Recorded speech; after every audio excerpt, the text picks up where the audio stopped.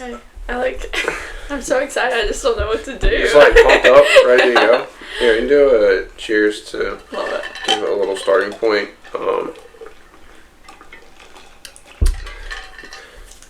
Grace.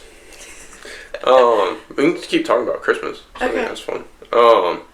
So you had a fun Christmas day. I did. What do y'all do for your Christmas Eve day? Yeah. Y'all like split now? Yeah, we're split. So I go to Caleb's family on Christmas Eve night, and we always go to like the church service, and then their tradition is soup every year. So we make like a different soup, which is kind of fun. It wasn't fun this year because it was like 75 degrees and you know how that went. But we do his side, and then Christmas morning is my side, and then we go to my mom's side in the afternoon. And then my dad's is always like the next Saturday. Okay, so you just kind of rotate. Yeah. Yeah, we do soups as well, and Yeah. our grandparents is like, it's like 80 degrees in their house already, Exactly. and it's just awesome. Nothing more I want than a steaming bowl of soup. Oh my god.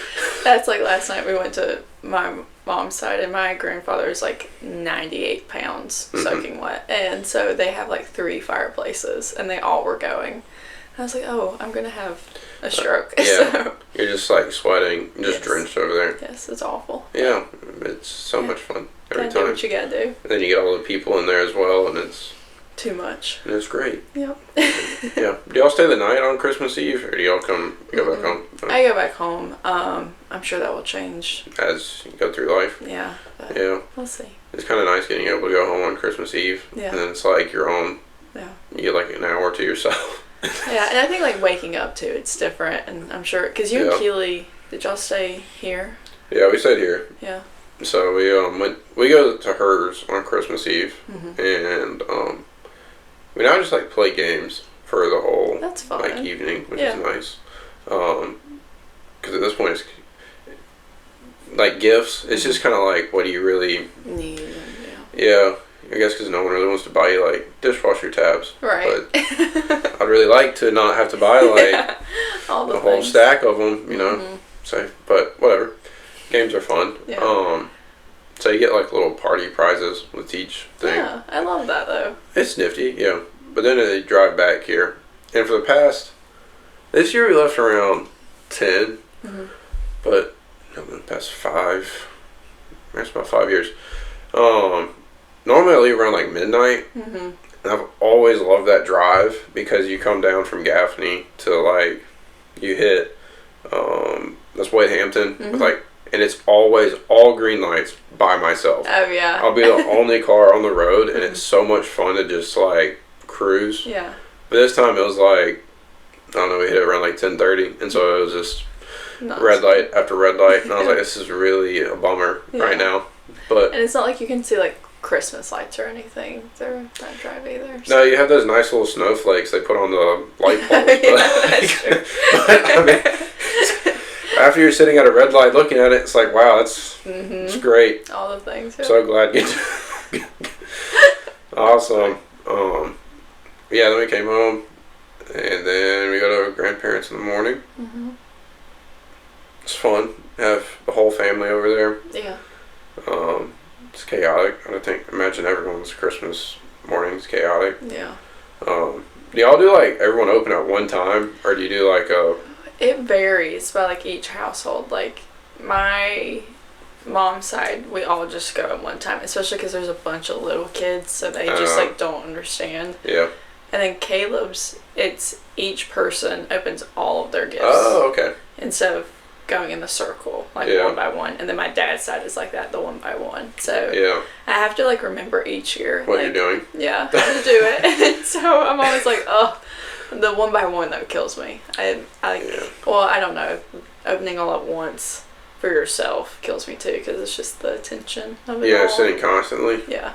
See, we do one present at a time, and so you like open one, and then you go to the next person, they open one, and you go in like a circle, and that gets kind of old because you're sitting there because there's probably 20 something of us. Oh wow. It has to be around 20. Yeah. High teens, something like that. and so you get one present every time. Mm-hmm. So it'd be nice to like, you know, this is from that family. Open all of their gifts, and then go to the next person.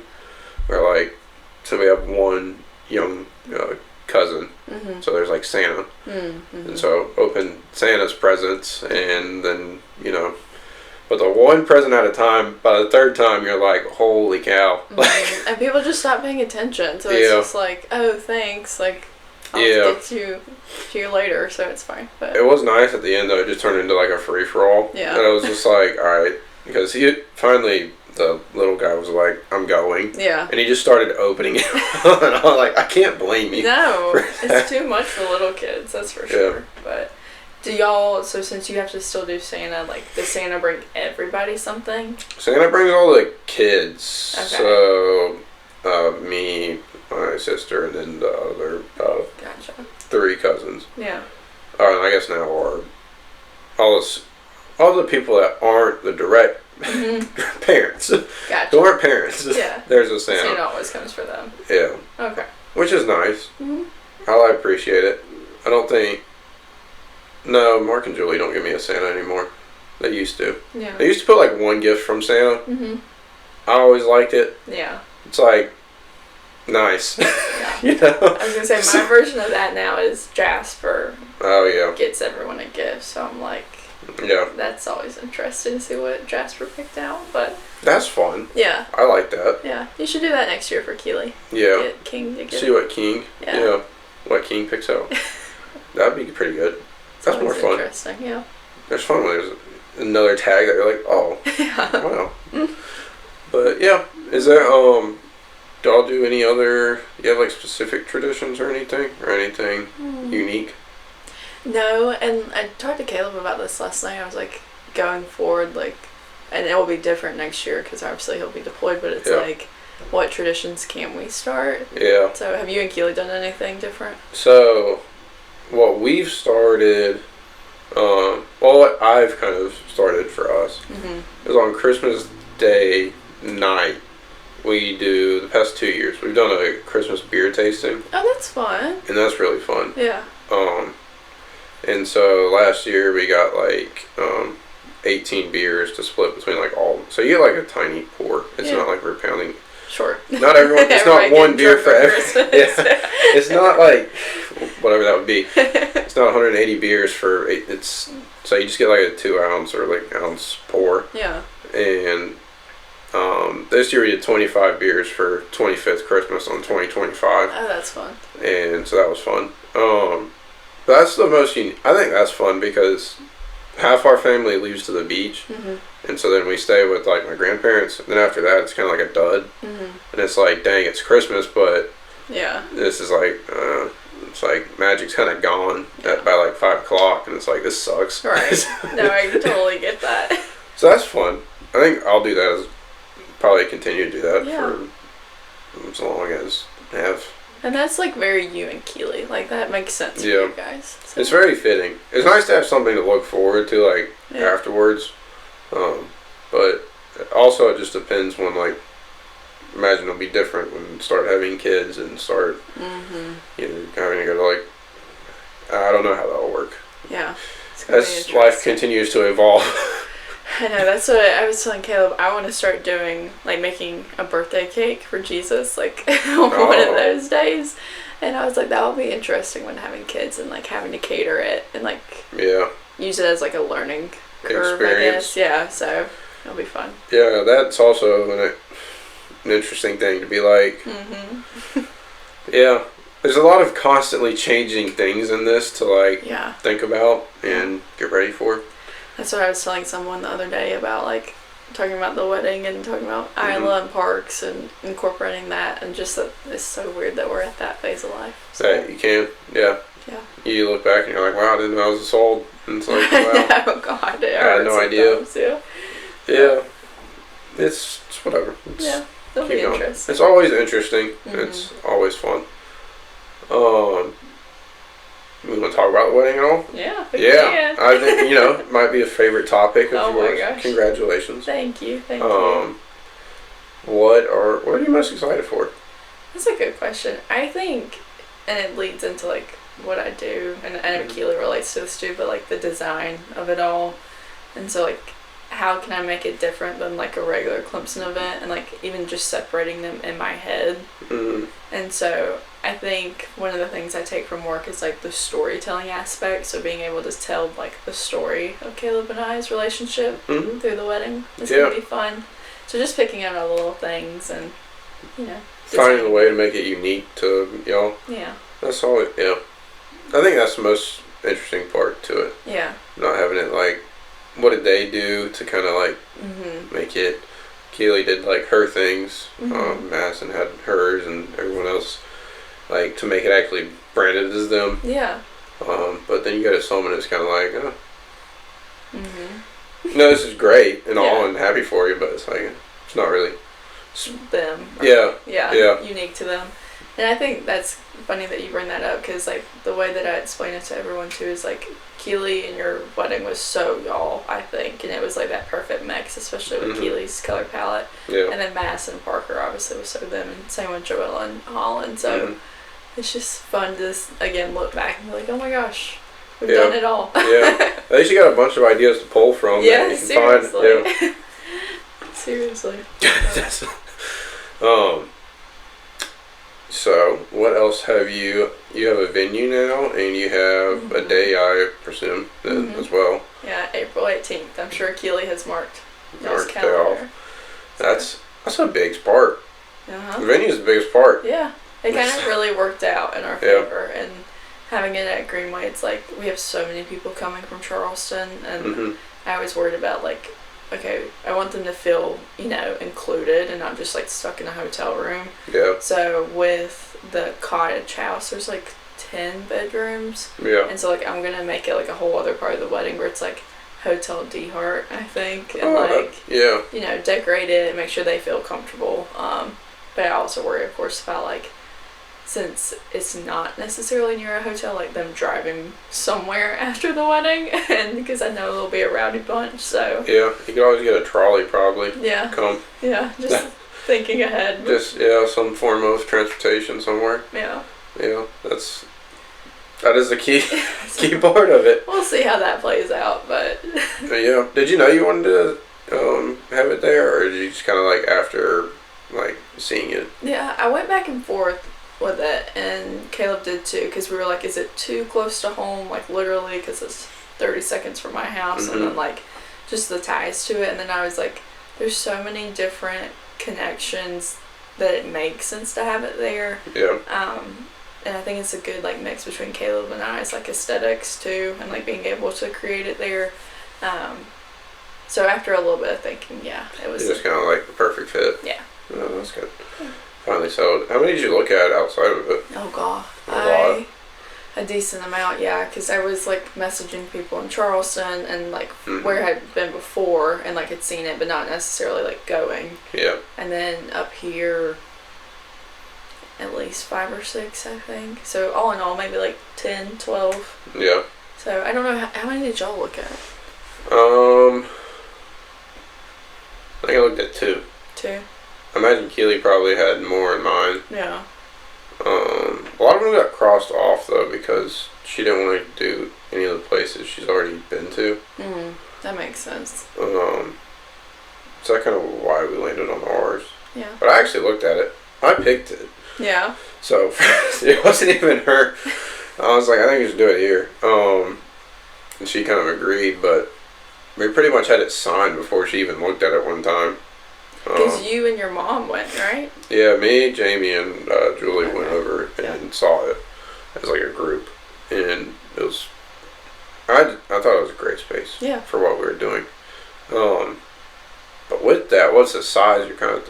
Because it's like 100 people. Yeah, I'm hoping, and especially since we're on a shorter time frame. I have a feeling that a lot of people will already have plans, but I would love to be in between that 80 to 100. Yeah. So I feel like that's a good size. Because y'all had... We had 173. Yeah. Something like that. I think maybe a couple people didn't show up the day of or something, but 170. And that was quite a few. Yeah. it's quite a few people. I kind of told my sister the same thing of like when you go over kind of the 150, like you love and appreciate everyone there. Yeah. But it's like so many conversations where it's like you say like 5 words and then someone else like grabs you and you start talking to them and you say like another 5 words and it's like it's the next person. Yeah. And it's like it's just kind of more chaotic than I would have anticipated. Yeah, I could see that. I think Caleb's cousin got married a couple weeks ago, and they did it where like when the tables got announced like that they could go through like the lines for food, the groom came and got them, and they took a group photo with the bride and groom before they went. And that's so nice. Yeah. Because they had almost 200 there, and so I think that that's nice to like be able to talk and like so you're not getting grabbed. Yeah. And they knew like they were kind of under like a time frame. Yeah. To go get their food, but it does make it more like it has to be a like bang bang bang like uniform. Yeah, like flowing event. It's not so much like a natural thing. Yeah. Or like 100 people, y'all can kind of walk around or 80, however many. You can kind of walk around between the tables and just talk. Yeah. You don't have to be on so it'll set up a timeline, but yeah. Who does it? Right. But you can be a little more loosey-goosey, I guess, with it. And you're not, like, rushing. Like, you're like, oh my gosh, I still have to talk to so-and-so and so-and-so, so, yeah. That's the nice part. What is your biggest piece of advice for me going into this? For going into it? Yeah. It's really to just try to find the moments in the day to, like, take in, which sounds kind of generic, but it really does turn into like a social event. So if you don't like the private dinner, I think is the most I think that's the best thing you can do. Yeah. So that's like the first meal y'all share as like one. Yeah. And I think there's a lot to that of like you just joined as like a soul and legally and all the things. All the things. Yeah. So I think there's a lot to that versus it also gives you a moment to just talk to each other and see each other. Yeah. Versus like I think it's nice to sit at your table and talk to all the people, but you'll see them again and they'll be there and you don't necessarily get that moment again. Yeah, I completely agree with that. So I would always kind of argue for having the private dinner, but like understand like not wanting to at the same time. No, I think that's a great piece of advice, and me and Caleb have already gone back and forth on that too. So are y'all one way or the other? Are you both like so? I think that we're both leaning towards like those private moments and everything. Like, and we even talked about how y'all did like your vow reading that morning, yeah, I think that was nice as well. Yeah. And so we were like, even if we do like a breakfast together and do it there, and that way we're not jittery about seeing each other the first time, like down the aisle and that kind of thing. So yeah, I think it was nice to do it before she got ready. I think that was nice. Yeah. Because it was still like the first time I saw her. Well, I guess the second time I saw her that day, but first time I saw her in her get up was her actually coming down the aisle. Right. Versus like I don't know. I've never been a fan of the like seeing before. Yeah, the first look like before the wedding. That's my opinion. Yeah. I know 2 people that have done that, so like I'm not gonna disagree with them. But but in my opinion, I think there's a lot to seeing it like as it's happening in real time. Yeah. Yeah, so. Caleb refuses to do a first look, and so I kind of was the same way. And so I'm hoping that like having that moment in the morning, and then it's like, okay, I'll see you down the road. But he refuses to see. Like, I went and tried on wedding dresses last week, and even the ones that were like an absolute no, he was like, I still don't want to see them. So, yeah, there's something to it. Cause I've seen Keely in wedding dresses before then, but none of them like serious. Yeah. Mostly because she tries on dresses all the time, right. So it's pretty like unavoidable. But there was a lot like. I don't think she didn't show me any that she tried on that day. From that day, at least. They said I know of. She might have showed me it later on from trying it on, like for whatever, seeing how they fit, and I don't really know why she tries them on or not. It's part of her job somehow. Yeah. So it relates somehow. That's funny. I guess. But yeah, I think that I just think it's a special moment that no one's really looking at you. Everyone else is, like, everyone's looking at the bride. Yeah. And so it is still like a private moment almost, even though you have however many people, X amount of people watching you. Everyone's head is turning that way, but it's just like you and her are like looking at each other. Or the only people looking at each other, really. And so that's like there's a lot to it. Yeah. That I don't think would be the same if you already kind of like saw it. Yeah. But everyone to their own. It's not one uniform day. Exactly. Yeah. It's not. That's funny. What else do you have? Is there any? Let's see. So you got that. Florals you have or colors? Do you have an idea? Oh yeah, I keep saying the color palette of a duck. A duck? What does that mean to you? Like, you know, like a mallard duck. Or like a okay. That has like the green, a little bit of blue, the brown, the white or cream, however you want to call it. Yeah. So like very organic colors and a mix between, like, I guess it's more of the aesthetic of like Animal Planet and yeah, exactly. Animal Planet and like the low country. Okay. Like of Charleston, bringing that up here and trying to tie those two parts of like our lives together. So yeah, I'll be very interested to see how it plays out. What do you want to be like the primary color though, or do you just kind of want it to blend? Probably my two like primary colors are that green and blue. The green and blue. Yeah. That's interesting. What Madison was blue. Mhm. She did like the Grecian, like. Oh, I think of it more as like a royal. Is it not like a lighter blue? Yeah. It wasn't like a navy. No, it wasn't like a navy. It was like. I like always just kept looking at like those vases that she used, and they were very like Greek to me.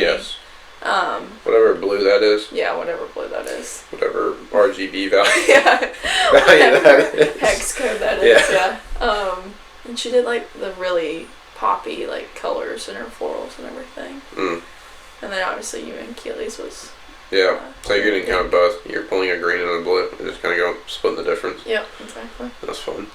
I guess it's kind of hard to pull any color after, you know, white, blue, pink, green, and then I don't remember what Joella was, but another two are off the table. I know. I think she did blue and like the champagne. Like not yellow. Like the champagne-ish color, like the off-white kind of. Yeah. So, taking the mix from everybody. And you kind of have to at this point. There's I not know. kind of out of primary colors now. So. Unless I did like red. Purple or red, yeah. Oh, and I don't think I could do I don't think I'd go purple or red either. Mm-mm. Yeah. That would be on. I like that. I like the mallard duck. That's an interesting. So I hope like when like. Are you gonna find like a duck, like a decoy or something? Yeah, that's cool. Absolutely. So. That'd be sick. I was gonna say, like, I hope the people that I tell that to, like, when they come to the wedding, like, y'all have to be like, oh, okay, I get what you mean now. So. Yeah, I think you need something in the entrance to be like, oh, like, I understand where we're going. Right. You're like a large blow up or something. Just a huge mallard duck blow up. Oh my God. That'd be fun. That'd be a great time. Very TR wedding at that point. Or if you got like a decoy, like like the things that you take duck hunting? Yeah. Oh my God. Don't tell Caleb that. He would probably enjoy it. He probably would really appreciate it. Mm-hmm. No way. You'd really know where you're at when you're going in there. Yep. You're like, wow. We are looking for a canoe or a boat, like an old one. Okay. To do an oyster display in. Have you seen those before? Mm-mm. Okay, so like you take literally like an old canoe, like camp rowboat, okay, and they put ice all in it, and then that's where they do oysters on the half shell, and they like do it throughout as like a cocktail hour thing. So we're trying to make that happen. That'd be pretty cool. I imagine you can find one. Facebook Marketplace, we got a couple looking at, but so. I've not heard of that. That's pretty interesting. An old boat might be a little more difficult to fit that in, but I told Caleb, I was like, just make it happen. That's your one task for the wedding. I'm sure you can just go to the lake and find an old canoe like sitting on the. That's true. Camp Greenville maybe could loan us one. Yeah, can we just borrow it for flip it over at the end of the night and it's fine. Exactly. Rinse out the seafood smell. So yeah, it'll be alright. Yeah. That's fun. That's very exciting. Are y'all going on a honeymoon? Or are you gonna kind of wait until? We're trying to decide because Caleb will leave for army training pretty like close. 2 weeks after, 3 weeks after. So if we do anything, it'll be like a shorter weekend, that kind of thing. But I don't know. I haven't decided. He wants to go to Alaska. I'm like, we'll have to go for like a week if we. If you're going to Alaska, might as well like spend time there. Yeah. Or go to like Oregon and then Washington and then Alaska. But that could be cool. I don't know if I'd have a 3-day weekend in Alaska. Yeah, so. About that. We're trying to see. By the time we get up to Alaska, I feel like we would have to turn right back around. So. Yeah, after you spend like a 12, probably, I don't know, it has to be it's a decent flight. It has to be a decent flight because West Coast is like 6 and 8 hours, something like that. Really? Okay. Somewhere between there, and so you're going further. Can't be shorter. No. So that's like if we take the full week. If you do the full week, that'd be cool. Yeah. It'd be cool if you hit like Washington on the way up there. Yeah. You kind of see that. I know. I've always wanted to go out there, and I know y'all have gone. Yeah, I've gone to Oregon and some parts of Washington. Yeah. Not a lot of it. You enjoyed it? Yeah, it's very cool. Yeah. I mean, you can go see Oregon's coast. It's pretty cool to see because it's very it's very West Coast. But it's very much, I mean, it's just unique to see because it's like the kind of cliff beaches and a lot of like red. You can go, I think they have the biggest tree. I think they have the biggest redwood. Oh wow, that's cool. I think so. So there's a bunch of like outdoorsy stuff you can do. Yeah. To say in short, but it's all. I mean, it's cute. Yeah. Only place down there that I don't like is Portland, but sure. You know. Keep that comment. Yeah. Yeah. So. Yeah, that's cool. It'd be worth staying there for like a day. Yeah. That way, at least you don't have to fly straight. That's true. Not break it up. Yeah. That's a good idea. I might have to do that. That'd be cool. That'd be fun. Are you gonna do a bachelorette or? Yeah. Yeah. Okay. I think we're gonna go to the mountains because I beg our friend group to go to the mountains. So nobody will go. So. Yeah. Now they have to. Now they have to. I'm making them. So. Can't get out of it. Yeah, I'm excited to do that. Oh, that's fun. You just like Asheville or something. Probably. Like that. Kilo was talking about even doing like Flat Rock or something because I know y'all. Oh yeah. That area. So. Yeah. That'll be fun. Yeah. That's a good time. It'll be nice to have. You're just gonna do like a 3-day weekend, I would assume, or something. Yeah, like I didn't want too much, and my spring is so busy anyway, so I knew that. I think that's about the most ideal. I think the 3-day weekend is really an elite time frame. Yes. You know. I know it feels so weird. Like for Madison's, we took like the week. Yeah. And I was like, this feels wrong. Like I know that it's fine, but I'm like, this is just interesting. It's a long time to spend with everyone. Yeah, and it's like thinking of the things to do and like. Coming up with everything. Yeah. Also now it's just more difficult to try to get a whole week. Yeah. Or it's nice when it's just like, all right, I'll leave Friday. Yeah. Like in the morning, and then I'll come back Sunday night. Yeah. And at least I get Friday off, and getting to leave work on Thursday, and it's like I don't have to come back. Exactly. That's the best part. Doing something fun and just going home to rot. Yeah. Yeah. So, and I think like being closer to makes me feel better. So I'm like. You don't have to take like a huge drive somewhere. Yeah, or God forbid, like pay for a flight. Yeah, so you don't have a travel day. It's just like you'll be there. Yeah. That's pretty fun. So we're excited, and then I have no idea what Caleb's gonna do, and his brother's planning it. So. Have y'all all picked everyone who's in it? Or yeah, okay. I think so. How many did y'all do on each side? We're doing 5 and 5. 5 and 5. Yeah. Okay. So a decent number. That's a good number. Yeah. That's yeah. Cause y'all did 6. Well, let's count it out. Case, Sam, Kason, Tommy, Luke, Maddie. Yeah. Yeah, 6. 6. Yeah. I think that was a good number. I like that. I liked the siblings on our side. That was a good one. But yeah. Let's see. Any other fun things? Not really. I feel like now that Christmas is over, it's just gonna be like full steam ahead because. You have a fast January. Is your work? Is your busy time just literally from like August to May? Essentially, so our really busy time is spring and fall because everybody wants it to be like around either a sporting event or like something that's going on with the school. But this spring, I have 8 events from January to May. So it's a decent amount. And then the summer's like pretty chill.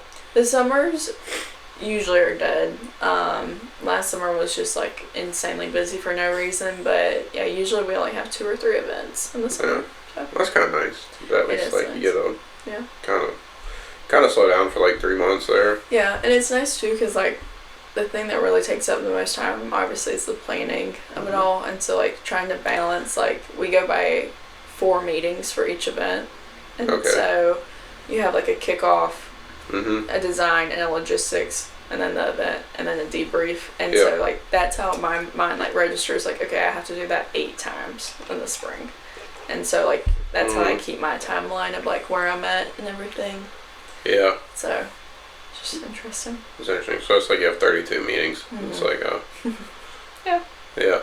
Well, I guess at least when you get like halfway, it's like, well, I know. Almost. It's definitely a marathon in the spring, and then we get that little bit of a rest. But can you talk about what your events are? No. Yeah, I can. What are like your event? Like, what do you? So I do all the annual and special initiative events. That the president of Clemson will attend.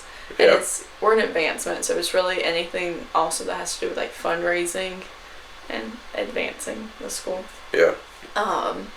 So like Give Day, I'm always the lead planner on that, if you remember that. And then there's a lot of them that are really donor focused. So like the biggest ones in the fall are our Legacy Society celebration and leaf ceremony.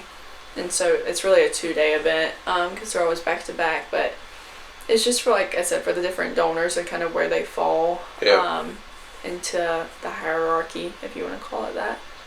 So, yeah. That's fun. Yeah. It's interesting. What are you going to do now? Is like the intern going to be the guy attending all of them now? Yep, so he was obviously provost. Bob Jones will now take over, and I think they said that they're starting the search for the next president, but it won't be until the fall, I think they said they'll pick. Oh, yeah. I didn't read past the email that it said we're searching for one. Yeah. I was like, that's neat. Yeah.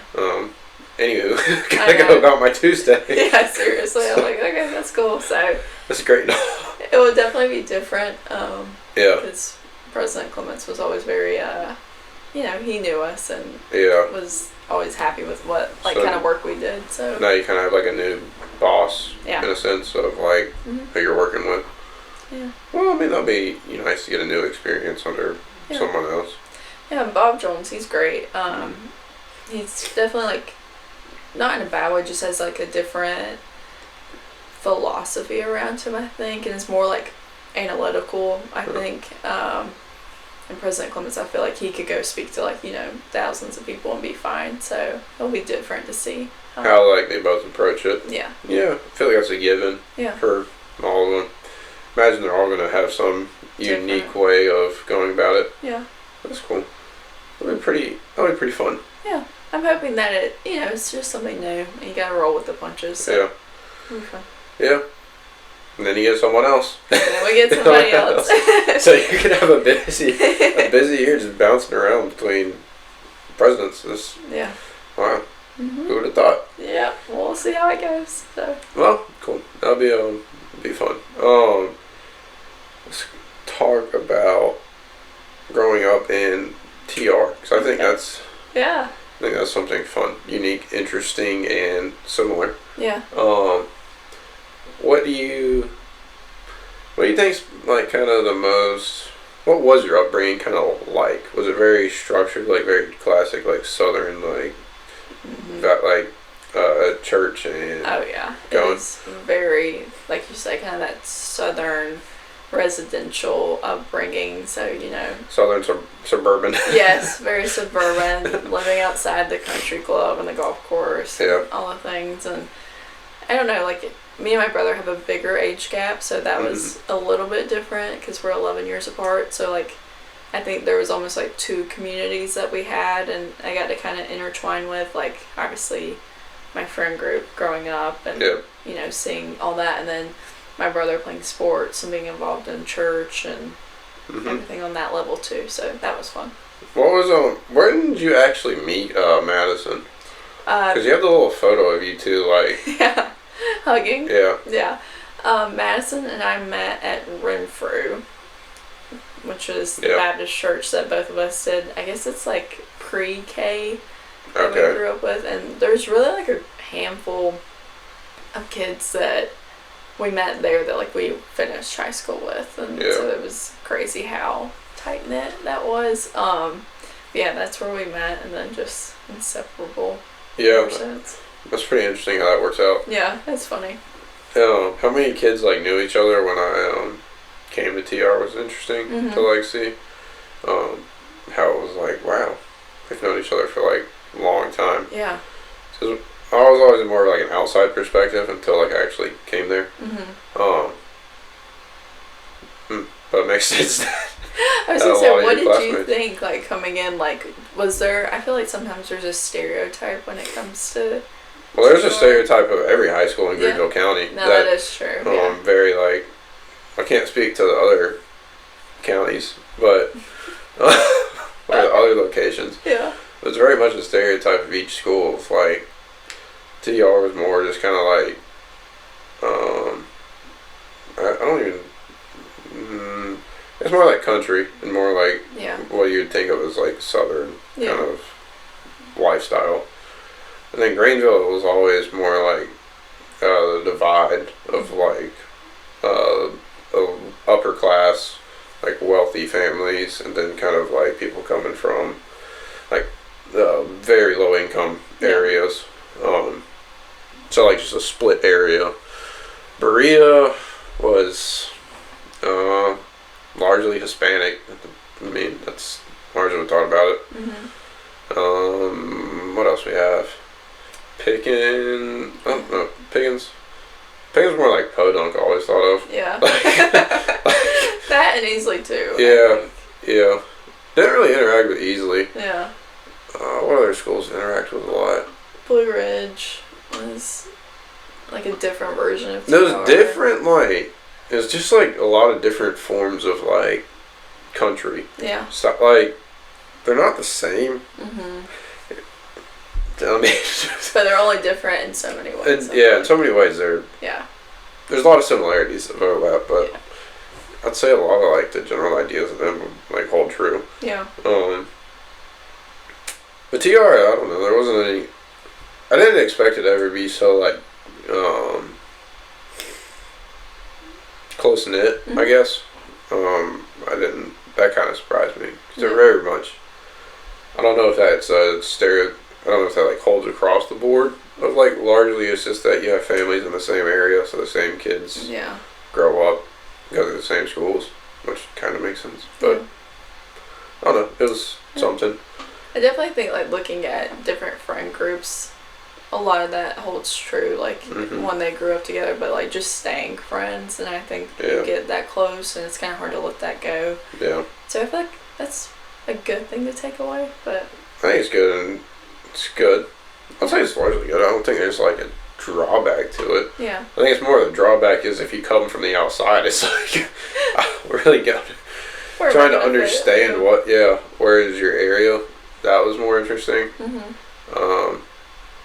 I feel like it's largely been good now that like I think kind of you would agree that you hold those friends. A lot of them you still know. And talk to.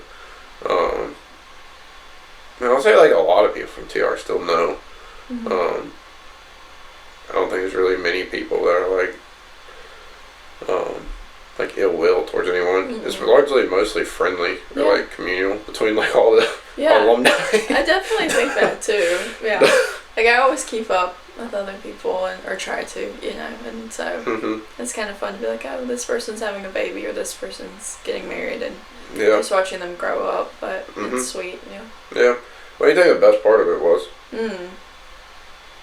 I think, especially I mean, I'm aging myself as I say this, but like growing up, I think like right before, I mean, social media was huge, like when we were growing up, obviously, but like one, having those memories because social media was so big, but also like from the, I'm putting air quotes around countryside, like we got away with a lot of stuff, I think, and we got into a lot of stuff that maybe not was you broadcasted. You couldn't do the same, yeah. Yeah.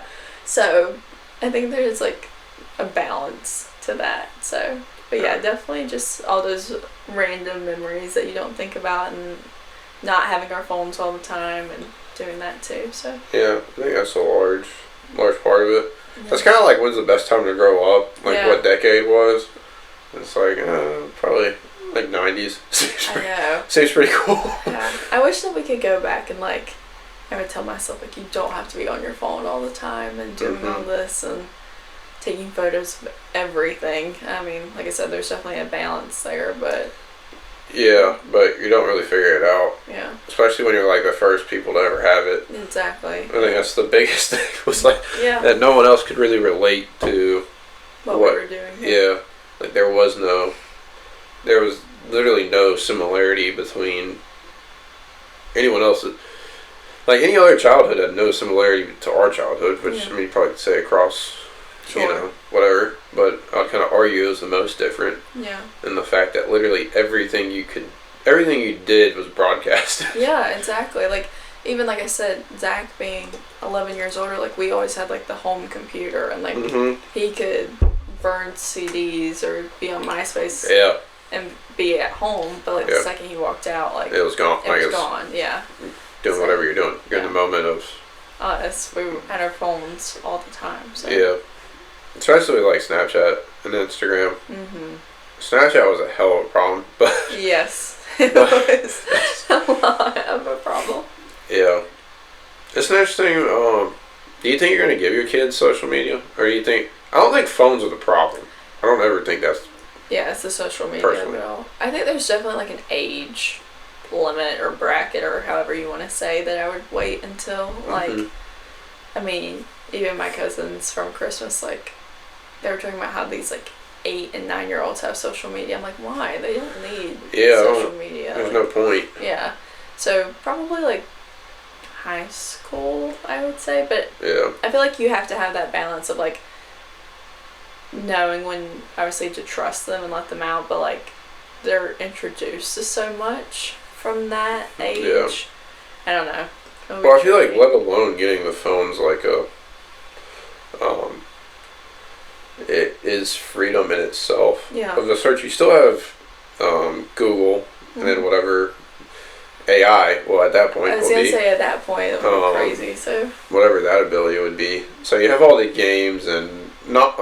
You know, everything good and bad with the internet by itself. You don't know, which is it's like an easing your way into it almost. Yeah, I remember I had like an iPod and like the flip phone at first. Like my parents would not buy me like an actual iPhone, and I feel like that was a good balance, because like I could only go like or use so much of the iPod before, you know, I wasn't connected to internet or whatever. Having it have to be connected to Wi-Fi to be able to use it. Yeah. See, I don't know, it's nice, and because you're like, well, what if they really did need me, and and they can't use their phone has to be connected to Wi-Fi, and it's like, well, you're screwed. Yeah, I don't know. It's so tricky of a problem. Yeah. I feel like the time limit is going to be the way to kind of gradually introduce. Yeah. But it is like, well, you can't avoid it forever. Yeah. And eventually you're going to have to cross the boundary. But it's also like, I understand from firsthand experience, like how bad this is. Exactly, yeah. And it's like, well, what do you do with that now? Yeah. I want to invest in one of have you seen the brick things? It's like where you put it on like the back of your phone or something, and it like, when you said the time limit, that reminded me of it. So like you stop like doom scrolling and everything. Oh, well, like so you just put it on the back. What does it do? It like somehow it's like a time limit, but like one that like you actually can't get out of. Oh, is it like something to put your phone into? Not necessarily your phone into. It's like literally like a small square, and they call it a brick. And so it's just really interesting because like I'm so bad that I have a time limit on every app, and I'm just like, okay, like off. So you have to give your password to someone else. I've heard this. Yeah, I'm very interested. Yeah, I have a time limit on it, and most of the time I can follow. I don't have as much. Once it pops up, I'm kind of like, oh, okay, like I have been. Yeah. At work, or like when I'm working like at Valet, and it's like there's nothing going on here. It's like I'm going to continue to watch YouTube for past my like hour limit, and it's like whatever. Yeah. But that being said, I don't have a limit on like my laptop or TV or like, or like anything. So it's kind of like, you know, it eliminates it on one hand of like I won't sit there and scroll, but it doesn't stop me from like just not do anything still. Yeah. But I don't know. You can't really avoid it completely. Yeah, that's true. I even feel like now though it's different. Like I used to love long form like YouTube videos, and like I have to be like, don't touch your phone. Like there's nothing there. Like you're watching something. So I've gotten to that point where I'm like, I even need to resort to like longer form screen time. So yeah, that's kind of nice. Yeah. It's I just have such a problem with like I don't know if it's one of the ADDs or one of them, one of the letters, one of the alphabet soups. But like the long form, it's fine. I can pay attention to it, but it's just like constantly like I'm thinking of things while I'm doing it. Yeah. So it's not so much like I'm not paying attention to it, but it's more like thoughts are running through my mind, and so I'm thinking of things that I'm either like doing. And so there's like the ability for me to sit and watch anything for like an extended period of time without doing anything else, pretty minuscule. Yeah. Like it's not gonna happen. Right. That's just too complicated. It's probably from having social media and scrolling all the time. Yeah. I just can't Absolutely. can't turn it off now. Yeah. It's just like the multitasking, like in a negative connotation, like, oh my gosh, I don't need to be answering an email like as I'm watching a YouTube video or a movie. Like I need some form of noise going constantly to be able to be productive. Yeah. Yeah. I don't know when that happened. See, some of it's like, is this just like turning into my own like own person, or is it like something that's developed because of all the things? It's like I don't really have a definite, but But it is now. Yeah, it is like I need something. The multitasking is a great way of saying it. Yeah, the multi-stimulants really of doing things. But it's also like now it's turned into like the anxiety from it of like if I'm not doing something else. Right. That's what's the real problem. Yeah. It's like the sitting there and it's like, oh, I could be doing so many other things right now. Like I could be going and responding to emails or looking at something and typing something or whatever. Yeah, I'm the same way, and I'm so proud of myself because this past week we had the whole week off for Christmas, and like I put my my automatic replies on my email, and like I haven't touched them. Yeah. But then today was my first day of like, oh God, like I'm just thinking about it. So, trying. It finally crept up onto you. Yeah. I'm gonna just push it to Monday. At this point, pretty close. Might as well just keep kicking the can down the road. We'll see what happens. So. It gets hard because it's like I could open this like Sunday night or like and just go ahead and deal with this. Yeah. That's the like worst part of all the technology is the 24/7 like work week. Yeah. The fact that it's just like constantly you kind of think of it. That's just not healthy. No. I love when my grandpa's like, oh, you just work the hours you work. And it's like, not really. Like, there's no, like... There's no clear cutoff anymore. Yeah, there's no, like, separation because there's not just, like, a home phone. Yeah. There's not, like, if they send me something, they can send me something. And there's niceness to it and the fact of, like, you can work from anywhere and you can remote work and whatever. But downside's the same thing. Yeah, exactly. You're expected, I think, to work from anywhere now, and if it's, you know, time sensitive to whatever that means to different people. Like, yeah. Yeah. That's time sensitive is an interesting thing of like, well, I clocked out at 5, but I mean, I saw this. I know. It's like I could deal with this, and I probably should. Yeah. But man, it's like it's massively inconvenient. I know. I'm the same way. Like, I have such a hard time like delegating like what can wait and what can't. So it's like kind of like how you said, like, okay, I'll answer this one email, and then I get down that rabbit hole. Like, well, I could do this and that. So. Yeah. And then it's like, well, wow. I guess I could just work 14 hours and whatever. We'll be fine. It'll be all right. So. yeah. It's just fun things of seeing how the world changes, I guess. Oh yeah. Being to be the guinea pigs and everything. Yep.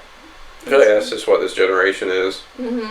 Just a trial run. Yeah, I think that's a good way to describe it. I'll be very interested to see, like, especially like how you said earlier with AI, like what comes next. Yeah. For the younger kids. Yeah, it's just getting.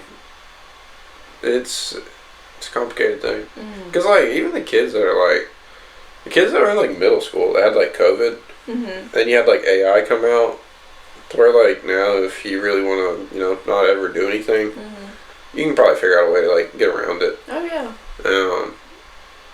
And it's like, well, what does that actually translate into? Right. So, like, yeah.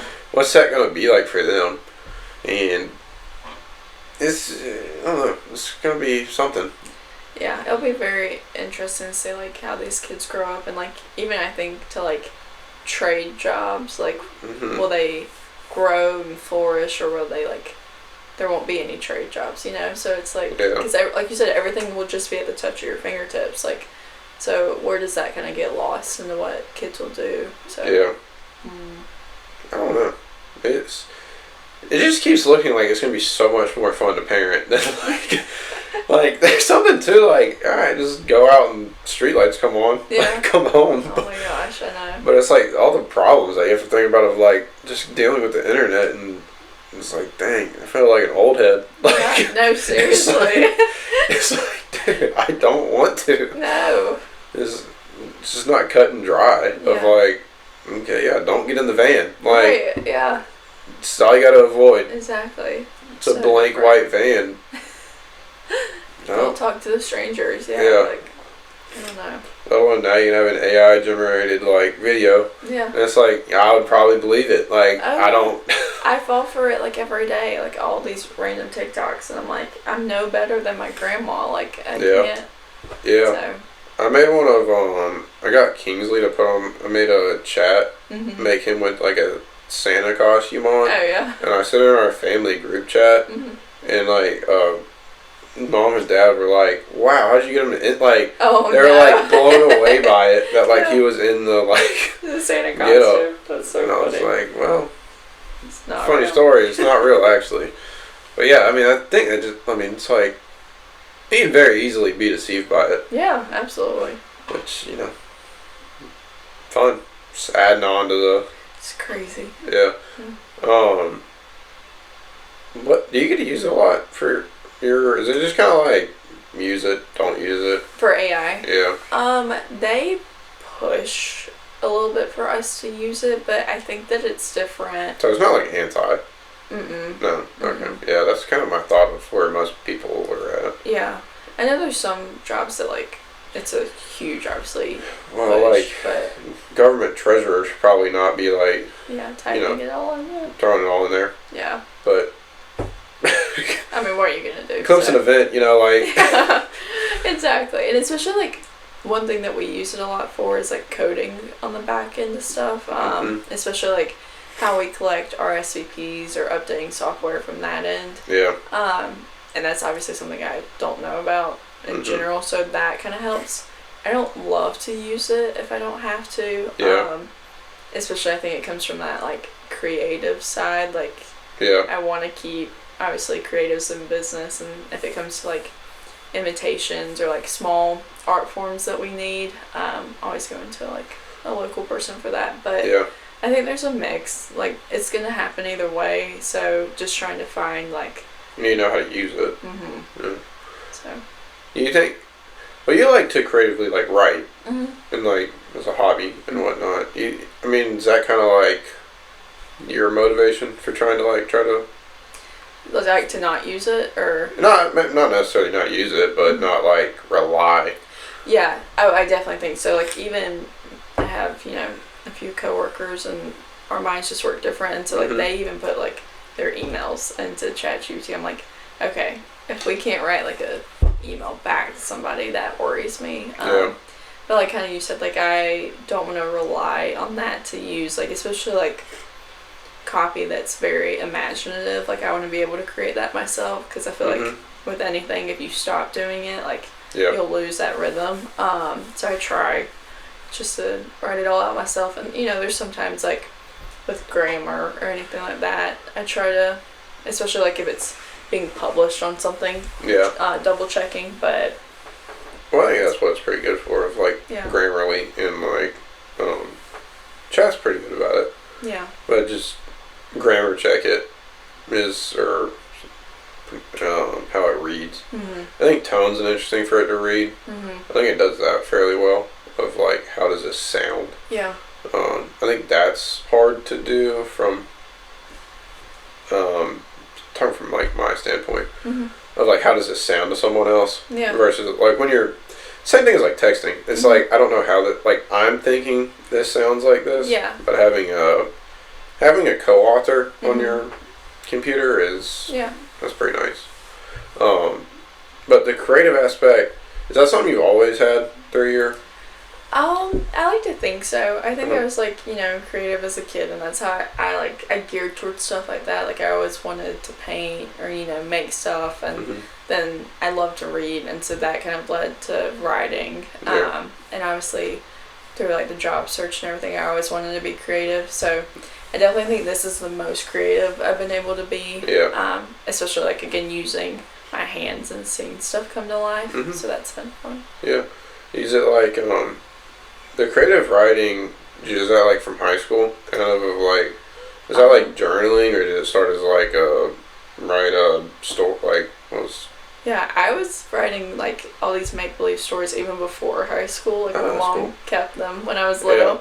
And that's like always what I would give her for Christmas and that kind of thing. Oh, okay. Yeah. That's pretty sweet. Yeah, and she literally has like all these folders of like these random stories that I would write, and poetry I would write. Yeah. And so it started really young, and then obviously during high school, like, because you're taking those classes, I got a lot more into it, and then in college, just keeping it going, and now I'm just trying to find time to do it, I feel like, with how busy everything's been. It gets harder and harder to have hobbies. Yeah, exactly. So. You ever want to try to publish a book, like one day, or story or something? I would love to. I would love to publish something. I think that there's so many different genres now. They're so oversaturated. Just trying to find, like, I'm very hard on myself of, like, trying to find that niche subject to write on. And I know we talked about, like, where to fit that kind of thing into. And especially, like, nowadays, like, obviously fantasy is the biggest thing. So I can be inspired by that. It's, like, but I don't necessarily want to go into that world because I feel like it's just so, like I said, oversaturated. Yeah. I think it's hard to do. I think that's a fair argument in the sense of that, but I think the saturation of things is very hard to judge in the sense that there's always room for quality work or good work or like amateur or whatever, like something. But I think it's hard now, once again, because you have so many capability. Everyone's capable now of posting it on the internet versus like for writing. You'd have to go to like a publisher beforehand or go get a book deal or whatever. Yeah. There wasn't like an online form where you can go make, go post stories. And so it's hard for anything now to not seem oversaturated almost. It seems like, I just don't know how you don't. I don't know how you find any form of media today that's not like. Yeah, I think that's a great call out. A billion. Yeah. It's something like, I mean, it just seems kind of like part of it almost of like, you can't avoid it. Yeah. And I definitely think that comes down to like me overthinking it too, and like Yeah. I think any for artists, as I say, like is gonna judge their work a little too harshly probably. Yeah. So just like I said, like making sure that I feel comfortable with it, and it's not like I don't know, like so like obviously with trendy and mainstream things, like it's not so on the nose with being aligned with that. It's not chasing something. Yes, exactly. Yeah. So just like I said, trying to find that niche, and maybe not it's oversaturation, but just like I said, where's my brain, like my story, fit in? not necessarily like what's the trend or Mm-hmm. what's the like going on right now. Yeah, Finding that balance. That's probably kind of hard. Yeah. Let's imagine it's hard on the fact of like all the examples would be kind of like flowing in one way. Yeah. And it's like writing something. It's not, you want to write something that people would want to read, I would suppose. so Hopefully. hopefully it would be the idea. So it would got to be like, it's taking a leap almost of like, oh, I mean, I want to do it this way, or I want to talk about this or whatever. I don't know. It's probably, I don't know. It's worth a try. Yeah. Finding time is the main thing. I know. imagine. I told myself when Caleb is on his deployment, I was like, that will be my good stretch of writing time, and because obviously I'll have other stuff to do, but just like that time alone where I can really kind of go on your thoughts and because I feel like sometimes it's hard to like get into that stream and then like stay cohesive with it and find the rhythm and then bring yourself back out of it. Yeah. Can imagine that. Yeah. It's kind of like a flow state. Oh yeah, definitely a flow state. You're trying to hit the perfect like creativity aspect and productive. Yeah. It can be hard to do. Oh yeah, like I wake up in the middle of the night sometimes and like I have a notebook and I'm like, oh yeah, this needs to happen somewhere down this storyline, but it's like it comes to you at such random times. I think that that's another not issue, but just fun thing to see like how everyone's brains work and when you are creative or when it comes to you just like I said at random times. So is it like you talking to you as like a creative, like when you have an idea? Or is it just kind of like just a random like story? However you want to explain it. Yeah, I think it's a mix of both. Like I think there's certain things I'll see or get inspired by that it's me thinking to myself, and then if I already have that like connected storyline that's ongoing, like I'll see something again, but it's this character in this situation, if that makes sense. So it's definitely a mix of both.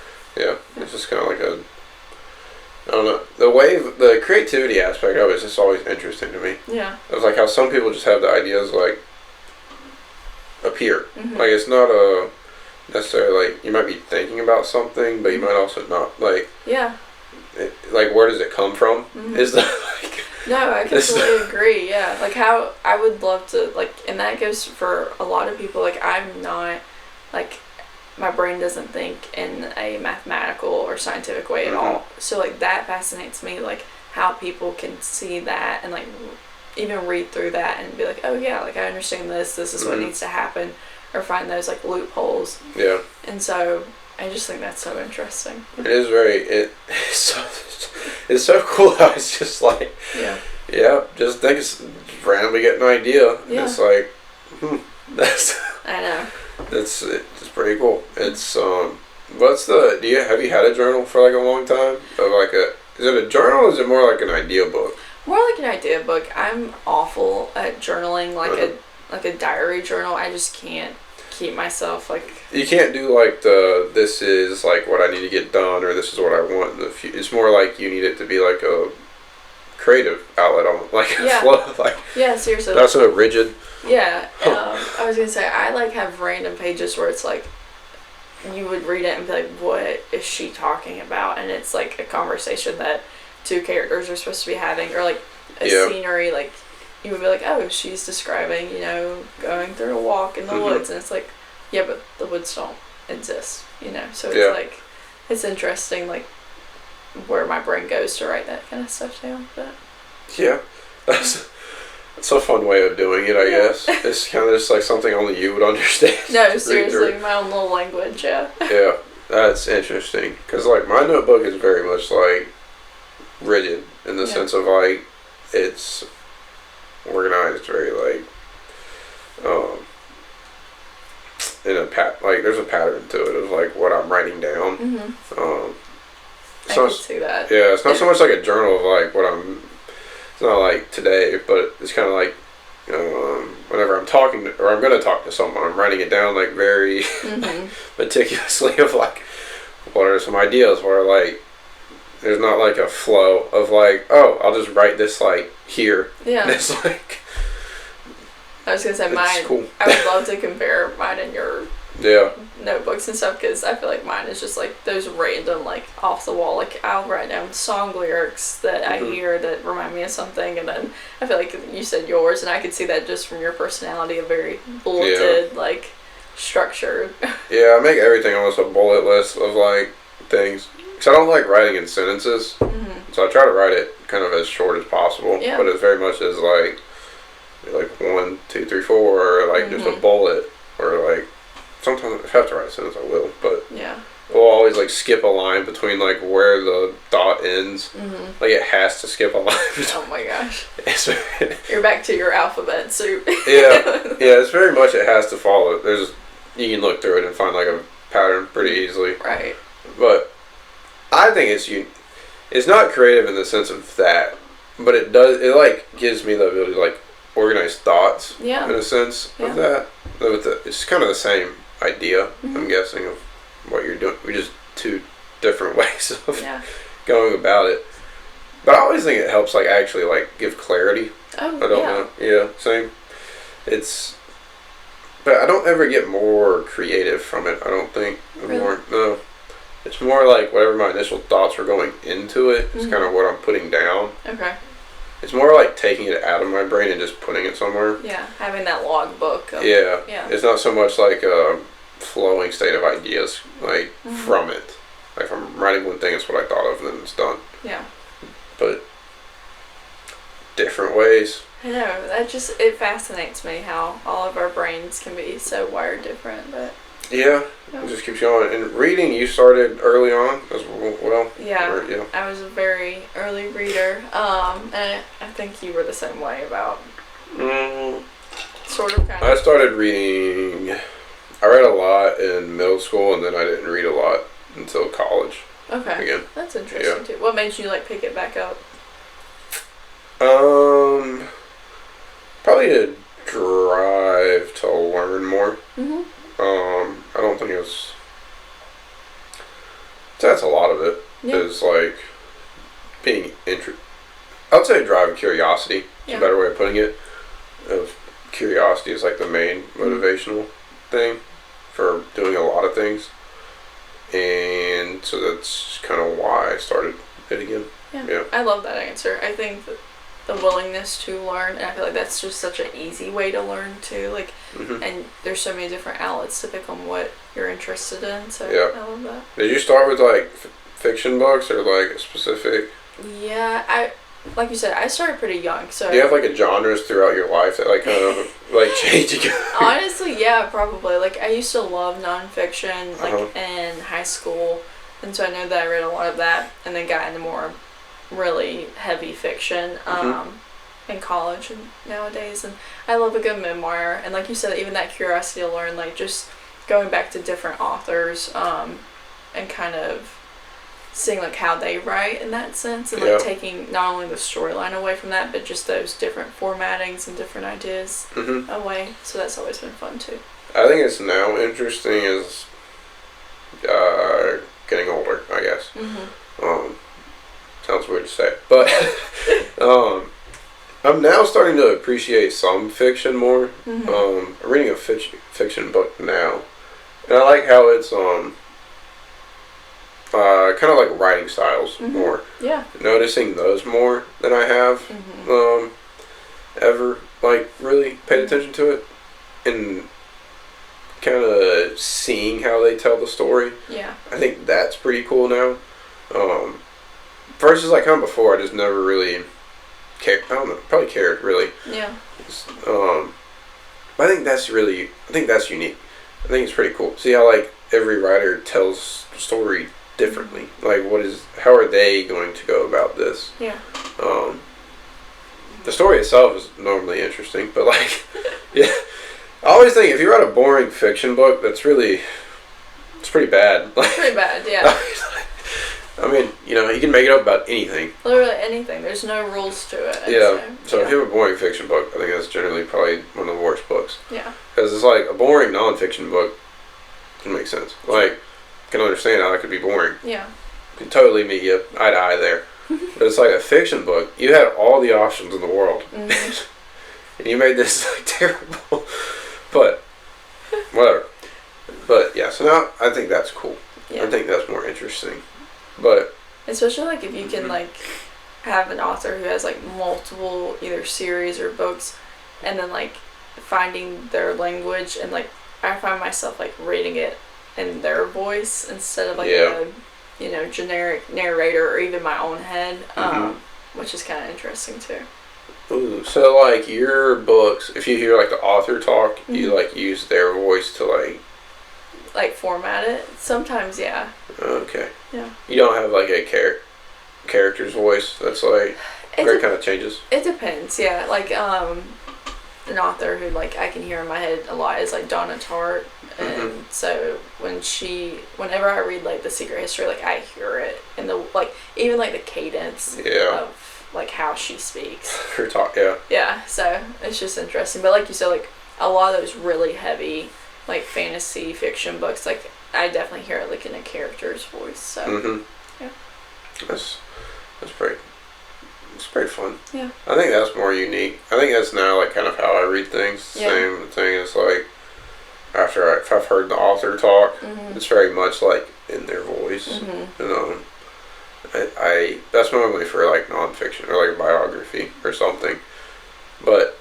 I don't know, it makes it more interesting to hear them like talking to you, which is weird. It's weird that you have them like narrating in your head. Yeah, it's like I think it's funny like a person you obviously usually have never met before, and it's like I feel like especially reading and like you kind of said with memoirs and everything, like it's so personable. So it's like they're telling me their life story. And they're talking to me like I feel like we're best friends now, and so it's always interesting. It really is. Yeah. To just be like, you learn a lot about them in just like relatively short amount of time. Yeah.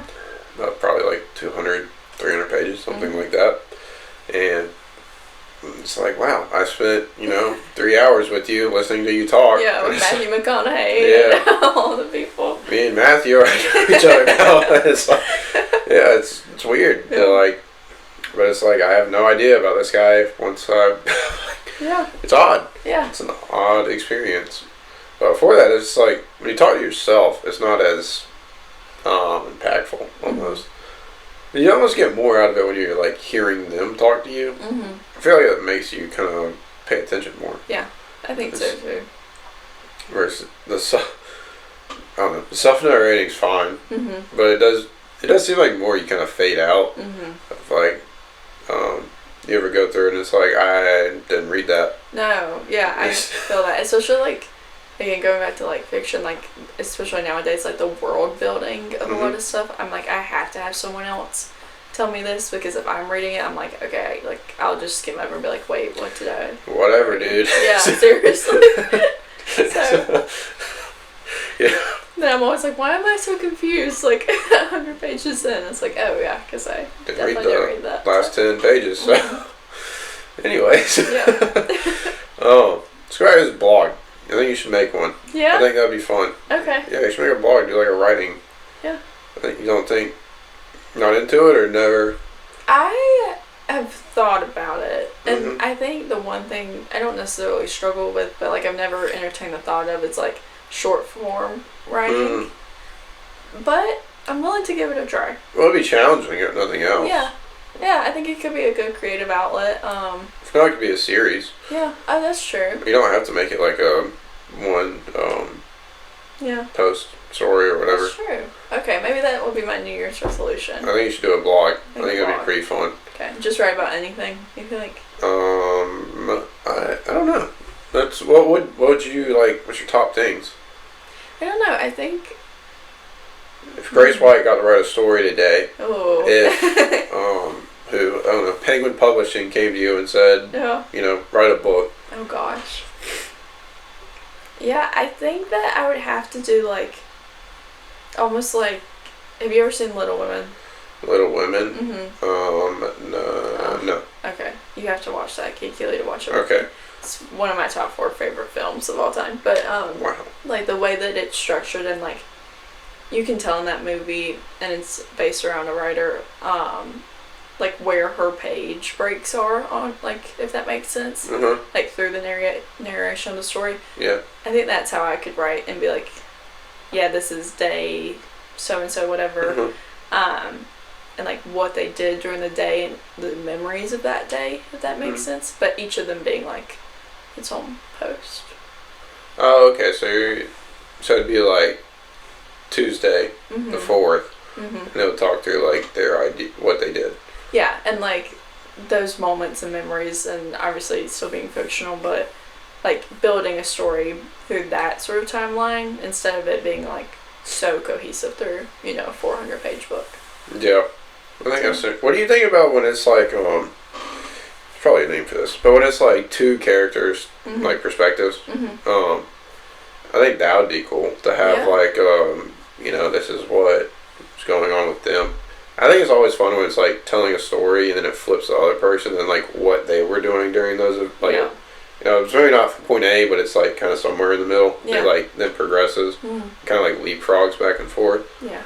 I love the split perspectives, and then I love like the time jumps of different books, which I feel like is a hot take sometimes, but like when it's, present day and then it jumps like 5 years in the past, and kind of I think it takes like a special author to be able to do it well and line those storylines up correctly. Yeah, I think the well's like the big part there, because it's really cool when it's like going through the story and then it's like cuts back to the 5 years later and it's like, wow, that makes a lot more sense now. Yeah. I think shows and movies don't always do that justice. I think the flip's really cheesy most of the time. Yeah, I could see that. But in a book, it's more like, I feel like it's easier to naturally like kind of progress. Yeah. Because it's not so much like a blank cut off like black screen goes to like different. Yeah. That'd be cool. You can do your blog flipping with a perspective every day. Yeah. Or not every day, but every day, whatever. You could do like a paragraph. Yeah. I'm excited about this now. Yeah, let's make this blog. Let's do this. Alright, cool. This sounds fun. Yeah. I think it'd be cool. I think I don't know, it's worth doing something. Yeah, and like we kind of talked about earlier, like just having something to do other than doom scroll, I think is something, I think it's a great thing. I think that'd be cool. Yeah. I think also giving yourself a chance to challenge yourself with like a short thing. And also I think it eliminates a lot of, once you do one, it kind of eliminates that sense of like scaredness or failure, I guess. But like the only critic on it's really yourself. Yeah. The fact of like, I'm reading the writing, like I'm doing this. But at the end of, or if you did it for a year and it's like, wow, my first story compared to my last, it's like, wow, I really improved, Yeah. Oh, I do that even now where it's like I read stuff from 2 years ago and I'm like, oh God, what was I thinking? And then some stuff that's really good. So it's like just finding that balance too and learning and growing. Yeah. So. It's a great outlet. Yeah. What do you want to make your first story? Oh. When or what? What? I have a story now that I'm writing where it's kind of like a rom-com a little bit, and I feel like that's like the baby steps for me, and then going into something a little bit more, for lack of a better word, too, like in-depth about, you can still have that romance side of it, but not being so, like how we said, trendy, if that makes sense. Yeah. So I love like Southern Gothic like literature. I think that could be fun. That'd be unique. Yeah. Southern Gothic. Like, like very like Louisiana Witness style murder mystery, like in the Bayou. Yeah, like I think that there's so many like I said, just random ideas where I'm like, okay, we gotta hold on to that until I get to that story. So I'm very interested to see, like, you know, if I keep pursuing this, like what stories I do come up with full circle, and you know, I'm able to say like the end on. But yeah, it's gonna be interesting. Yeah, I think that'd be, once again, another great. You write a short story. Yeah, exactly. And see which one you really. That's true. Test it out. Yeah, from an analytical aspect, it seems like the best way to see what ideas you can like fully structure. What can I actually make into a short story that makes sense? Yeah. And then is there more there? Versus kind of like taking the time to be like, chapter 1, you know, chapter, you know, whatever. What ideas can actually like stick? And what's like, wow, okay, that could go somewhere. Yeah, exactly. I think that's a lot more fun of trying. Also, you get to write in a lot of more fun perspectives. Yeah. It's like you can bounce around a lot more. Yeah. But I don't know, it'd be pretty cool. Yeah, I'm excited. It'd be fun. Oh, speaking of the Bayou, would you write like a ghost story? Oh yeah, I definitely think I would love to figure out how to do that well. I think that's another one where it's like there's some books that are really well written about, you know, mystery, however you want to describe it, and then some that's like so gimmicky. So just finding a good way to balance like that. add it in. Yeah. Yeah, I think that would be pretty cool. I think ghosts are a very fun topic. I was gonna say, I know we've talked about this before. Like, it just is so fascinating again how like where people's brains go with stuff like that. Well, like the ideas of ghosts is so interesting.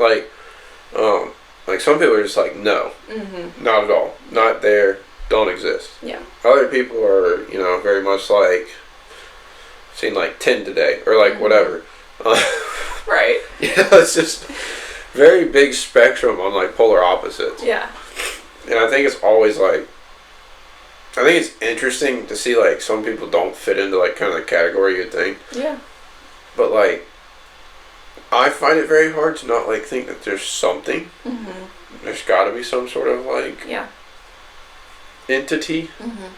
Now what that is can't really like, you know, do I think it's like the like golly, what's the name of the, like the Nun or whatever. Oh yeah. I don't know if I quite think it's like to that or not. Right. But like there's something, because it's like talked about it the other day. It's like you can't sell like a house that someone got murdered in without like telling them. Yeah. Because most people believe something like got left behind or there's something wrong with exactly, it. Yeah. Like, yeah. So there's something to it. It's interesting. Yeah, it's definitely ingrained in, I think, multiple different cultures too. And like we've always, like, I look at it like being religious and knowing like there's a heaven and a hell, and with that comes like angels and demons. Like there has to be that in between. Like so yeah, I definitely believe in them, obviously. But yeah. I think it'd be, would you ever go like do one of the ghost tours? Oh yeah. No? Oh, you will? Oh. Yeah, I've done one in Charleston before. I can't remember who was on that trip. And we went through like oh gosh, I'm blanking on the name now. Like where the old battery was, and like where the old jail was, and a few different graveyards down there, and that was very interesting. What did you was it very like heebie-jeebie, or was it just kind of like not really? More about hugs. I think like there was some parts of it.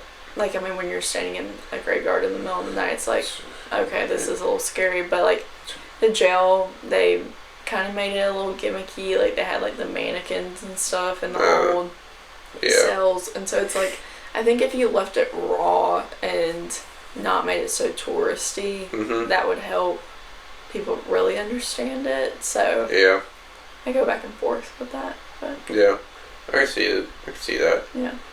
I'm very anti any part of it. Never been a fan. Like going ghost hunting, or however you want to say Yeah, it. like Ouija boards and like terracotta cards, and I'm very anti. Yeah. I'm not a fan. I'm very much of like, why mess with it? Yeah, I get that. I will not touch an Ouija board. Like, I think that's asking for trouble. Like, just asking for Yeah, I agree with that. Now, like, visiting places that are haunted or however you want to say, I don't have a problem with, unless it's being like disrespectful. But yeah, like there's like man-made objects. It makes me nervous. Yeah, it's kind of like I'm not really gonna like go seeking it. Yeah. I think that's, I don't know, to be the haunted houses or the haunted places. To me, it's very much like, one, I'm not gonna ask for it. Two, like how much is it like kind of stigma of the area, like because I know like they're telling me that this place is haunted, like I'm already kind of freaked out. Right, exactly. Like I'm already on edge almost of like I'm hearing all the things, and I don't know, I can't like disprove or prove either way. And your brain, like you kind of were saying, like will make up stuff. Yeah, it's but heightened and all the things. There could be things to it, could not be, but it's like I don't know, I'd rather just not know. Yeah, I think it's funny like where people see ghosts like show up and everything, and like when it's not in situations like that. Yeah. And that's, I think, what makes me believe in it more. Yeah, I think it's, well, I've always found it kind of, my family's the same kind of perspective though, because like my dad's aunt, or I think aunt, they had an old house, and she said like when her husband would leave to go to like work, she'd have like a ghost appear like in their house, and it always just kind of like sat there and pointed up, and you know she was like freaked out by it for a while, and they kind of like went and looked, never found anything. Yeah. And then when they sold the house and moved out, the family came in and tore it down, and there was a stash of money sitting in between the floor, like the boards. Yeah. Supposedly it was from like someone that like died, like that, or I don't know if it was robbery or something. And I was like, well, you know, maybe it's true, maybe it's not, but that's so interesting. Like, I think whatever limbo that they're in, or like how you categorize like a ghost too, like what are they still here for? Like, what are they trying to tell you? And that's kind of where it falls into like, I don't want to know. Yeah. Of like if they're here for a good or bad reason. Right. Like, I don't want what they're I don't want what they're serving. Yeah. I'm not interested either way, but I think to deny their existence outright is interesting, especially when it's like, how do you know? Yeah, absolutely. Like, the ghost hunter shows are funny though. Oh my gosh, they're hilarious. That I can understand. It's like, I don't think they've seen a ghost, but no. You know, when they're here or there to disprove. Yeah.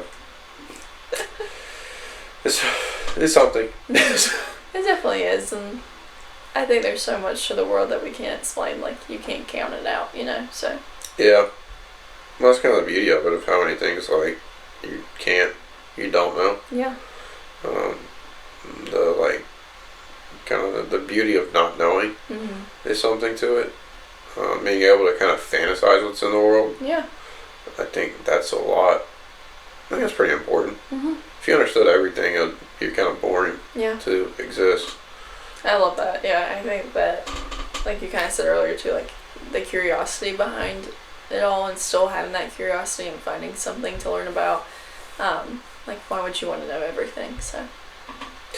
It is what it is. So let's see.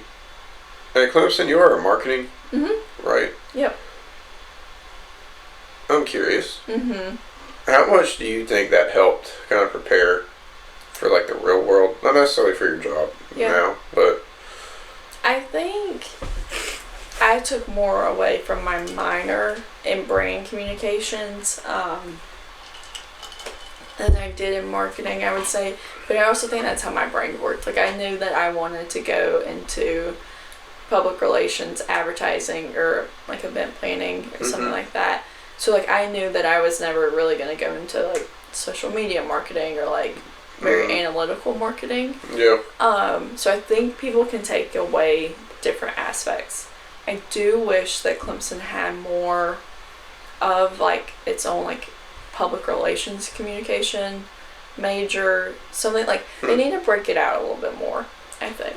So rather than just being like marketing, having like a social media emphasis than like a public or I don't know what all the but like that kind of like how finance goes like finance, but then you have like emphasizing in like real estate and banking and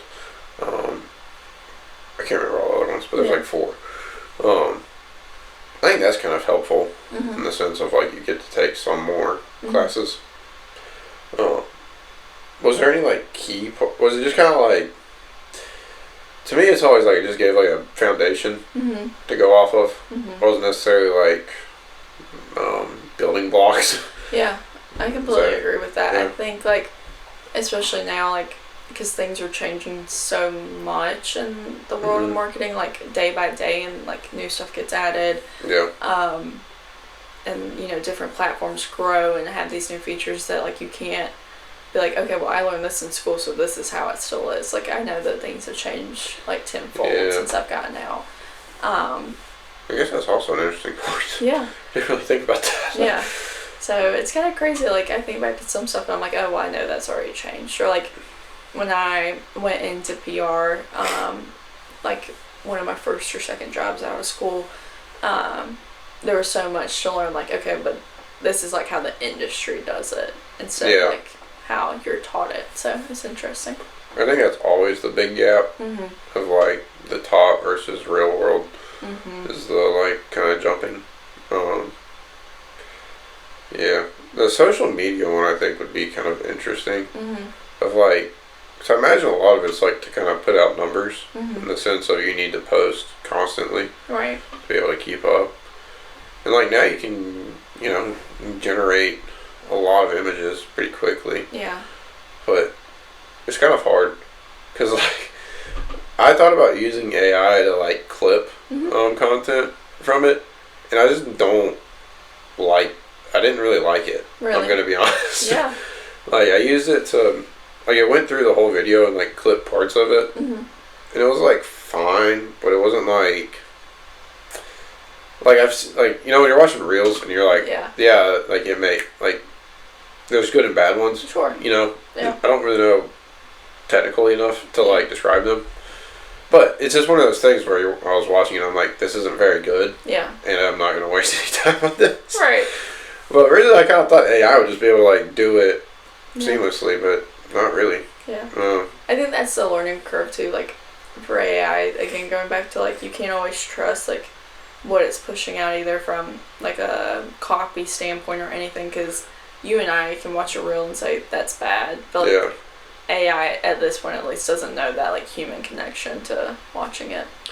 Yeah, at least until it kind of has the time gap of getting like billions of feedback. Right. If it gets millions of downvotes on this type of video, it'll recognize and adapt. But like it still doesn't know that like what's good. Yeah. From the good one, you know, like it just knows that I shouldn't do that again. Right. But like I don't know. I imagine it'll get better and better as. Oh yeah, absolutely. Let's see. But social media is something interesting. I just think that's pretty, yeah. Especially like choosing to go into that. It's pretty wild to me. Of like every day you have to wake up and just be like, let's create 10 captions. Exactly. Yeah. Pump out content every day.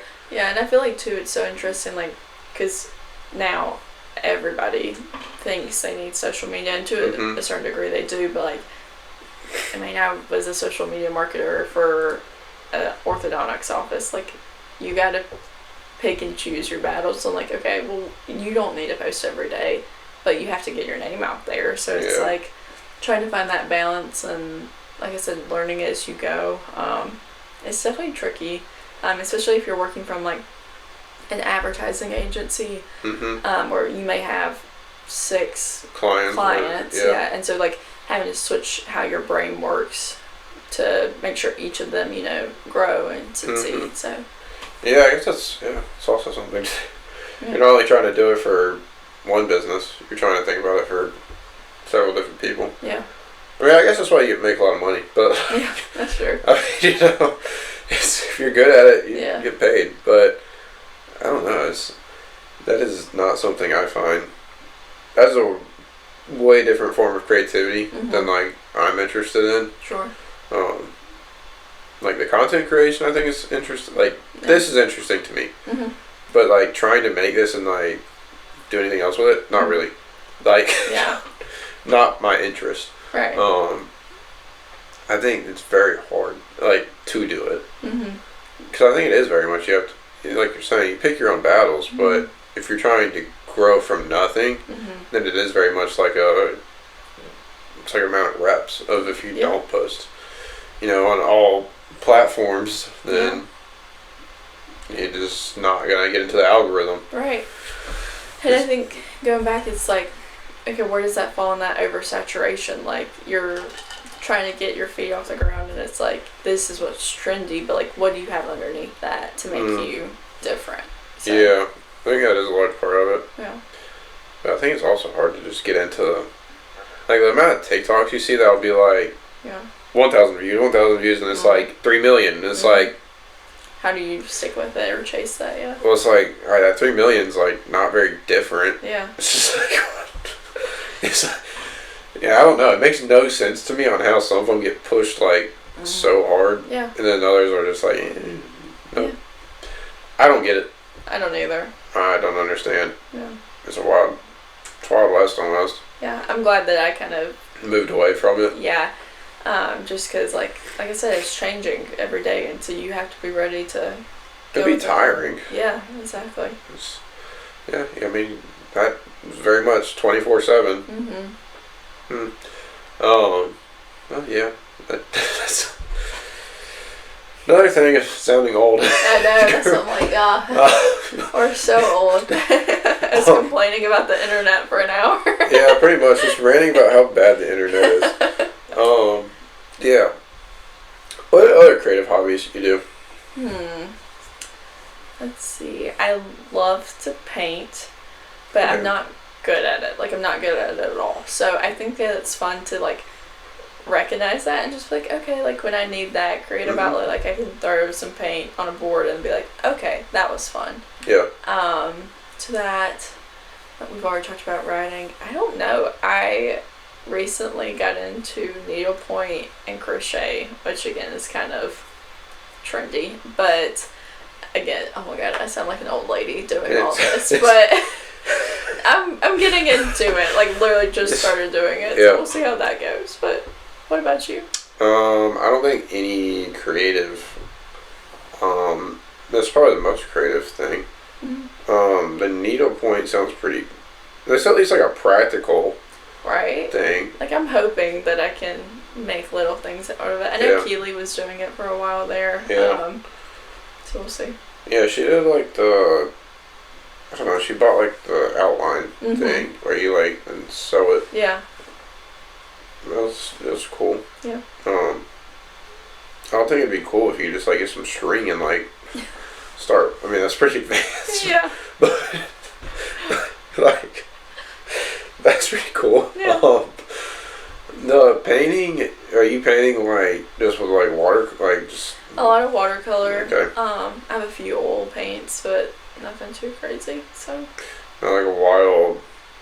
Do you have any drive to get better at it, or are you just like doing it for fun? I just like doing it for fun. I think it's something that like I can, like I said, kind of just like do it like almost how you said about journaling. Like, it's on the paper and then it's pushed away. Is it like just pictures, or is it like thoughts, or like any rhyme or reason to it? Just like a lot of abstract. I love like the landscape of paintings and everything like that. Like a Bob Ross painting. Yeah, kind of. Definitely not on Bob Ross level. And you turn Bob on and just like yeah, just have me go and get some trees and all the things. Happy little clouds. Yeah, all the things. Yeah. So yeah, it's just interesting, and like, I don't know. Again, when I'm inspired, like, I think I go off a lot on finding like inspiration in nature and stuff too. So I think that kind of correlates just with everything as well. Taking like an image you thought of or saw earlier. That's fun. Yeah. That'd be pretty cool. What got you into Pilates? I think that came, like, it was very mainstream, or I thought it was mainstream at the time. So I was like, okay, I need to kind of check this out. And obviously living in TR, I was like doing at-home videos at first, and then a studio opened downtown, and me and Madison walked by one day, and I took the card, and Sean, who owns the studio, literally called me like 3 times and was like, you gotta come in, and then finally I did. And I've been doing it for like 2.5 years, maybe 3 years now. It's a long time. Yeah, it's a long time. Is that like just something you're looking for, like, just looking for an outlet or some form of like activity? Yeah, I think especially I started doing it when I was remote, working at home for the PR agency, and so it was, I mean, obviously I wasn't seeing people every day. So that gets lonely. That does get very lonely. So I had to have like some sort of outlet of community. And so really I've taken classes with the same 10 people like for over the past 2 years. So it's kind of fun too. And having that like small group of people, and I introduced, Madison to it, and then my friend Lexi to it, so that was fun too. That's pretty cool. Is it hard? It can be hard. I think. What would you rate it 1 through 10? It definitely depends on like the style that you're doing. Like I would say maybe a 5 for a normal class. Like an intro class or something? Yeah. And then like I now take like a level 3 class, which is one of the higher ones, and that's probably like an 8 out of 10. Now when you're saying like higher class, what does that like look like? What are you meaning by like the differences? So with Pilates and like I said, the teacher that I go to kind of breaks it up. So there is like mat classes where obviously everything's on a mat, and then there is reformer classes. So it's when the machine flips, and it's that crazy little machine that the weird thing. Yeah. And then he has a piece of equipment called the chair, which is literally not a chair at all. And so I think when you get a mix of that, the chair, and then a reformer, and just like the intensity of, you can change the weight on a reformer and on the chair too, and the moves as they get more advanced, that's what makes it hard. So it's almost like a cable machine? Is that like you have like a weight resistance of what you're pulling last time? Yeah, there's different springs, so you can add and take as you go. What's like a normal weight to be doing? That's a great question that I don't know the answer to, because they're all color coded. So I've never really asked, like, okay. Like, how much is green? Yeah, no, seriously, I've never asked, but that's a good question. So it's just like 2 blues, a red, a green, like sometimes you add a yellow on there, so yeah. Yeah, whatever those are. Whatever it means. But. Okay, that's cool. It's interesting. Yeah. I've always been, I find it curious on like what, it just looks weird. Yeah, it every does. time. It's so weird like how many muscles you hit, and like the stretching of it all. It just is very interesting, like how your body reacts to it. Huh. Yeah. So the chair though, what makes that like so hard? Yeah. I wish I'm not gonna do a good job of explaining this. So I understand the basic like Pilates machine. Right. So a chair is literally like almost like a box. And inside the box, there's 2 pedals. Okay. And so like you can step, obviously bring the pedal down because they're not connected, and it's again by that color coded springs. And you can stand on top of the box. And there's like 2. It's not like an arm rest almost. So like, you can get on top and like stand on the box as well. Yeah. Okay. So really just the moves on it make it hard. Like I don't love, and there's a better word for this that you probably know, of like holding your body weight up and not having your feet touch and dropping. You know what I mean? So you like control falling almost? Yeah, like there's a word for it. Almost like a pull-up. Like a reverse pull-up almost. Yes, yeah. Like you're starting at the top and going down. Yes, and so that like makes me nervous. I think that's more of me just being anxious about being on this rickety machine than anything. But that's always been tough. And then like for some reason, just the weight on that, and I guess it just targets certain muscles that I don't use every day. That's just what makes it harder for me. What does it? Mm-hmm. Do you do anything else with it, like outside of it, like outside of Pilates? Yeah. Do you mix it with like yoga or anything? Oh, yeah, I'm sure. And I think that kind of goes into like a mat workout, like you can do or take anywhere. Like it's your basic, simple kind of like routine. So yeah. Reformer's obviously a little bit harder. So. Huh. Yoga's interesting.